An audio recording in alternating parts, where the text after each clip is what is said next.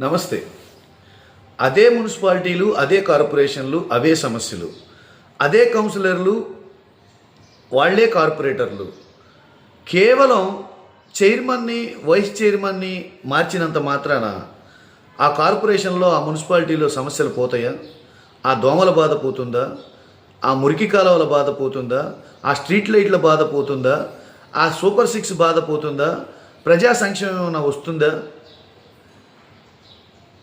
ఒక వైస్ చైర్మన్ని మార్చి ఏదో సాధించామని అనుకుంటూ ఈ ప్రభుత్వం దౌర్జన్యాలకు పాల్పడుతుంది. ప్రజా వ్యతిరేకత మొదలైంది.